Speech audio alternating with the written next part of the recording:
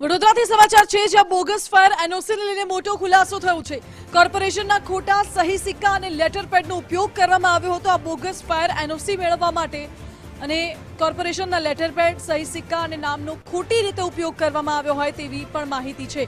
Builder Salim Shaikh bogus fire NOC મેળવી હોય તેવો પણ ખુલાસો થયો છે। ફાયર વિભાગના તત્કાલીન ઇન્ચાર્જ ચીફ ફાયર ઓફિસરની બોગસ સહી પણ કરવામાં આવી હતી। जी हाँ, फायर अधिकारी निकुंज आजादे रावपुरा पुलिस स्टेशन में आ अंगेनी अरजी आपी छे अने आ साथे चीफ फायर ऑफिसरे बिल्डर सलीम शेख ने नोटिस पण फटकारी छे।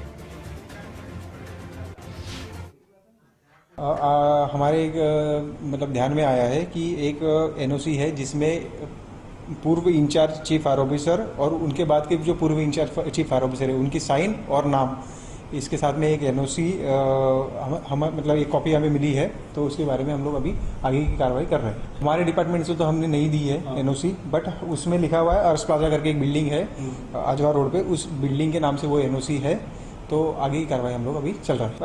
अभी हम लोग तो सभी बिल्डिंगों की चेकिंग कर रही है, जितने भी हाई राइज इस्टेब्लिशमेंट है वडोदरा सिटी की, उनकी सभी की हम लोग चेकिंग कर रहे हैं। अगर ऐसा कुछ अगर आता है ध्यान में तो आगे की आवश्यक कार्रवाई करेंगे। राज्य में नकलीनी परमार वच्चे हवे वडोदरा शहर में नकली एनओसीनो दबदबो पण जोवा मळ्यो छे।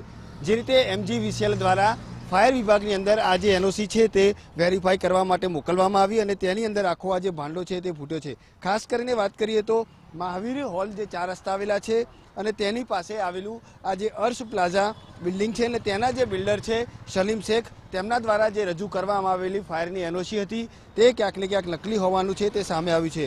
ફાયર વિભાગના જે તત્કાલીન ઇન્ચાર્જ ચીફ ઓફિસર નિકુંજ આઝાદની સહીવાળી આ એનઓસી છે।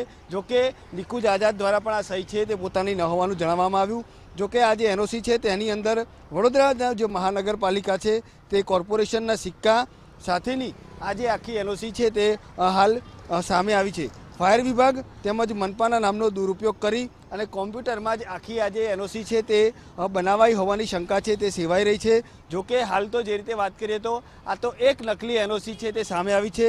શહેરમાં આવી કેટલી જે બિલ્ડિંગ છે કે જેમના દ્વારા આ પ્રકારની એનઓસી છે તે રજૂ કરવામાં આવી હોઈ શકે છે। આવા જે બિલ્ડિંગો છે તે ધમધમતા હશે તેની ચોક્કસથી તપાસ થવી જરૂરી બની છે। કેમેરામેન લીકે સોલંકી સાથે અલ્પેશ સુતાર, ગુજરાત ફર્સ્ટ, વડોદરા।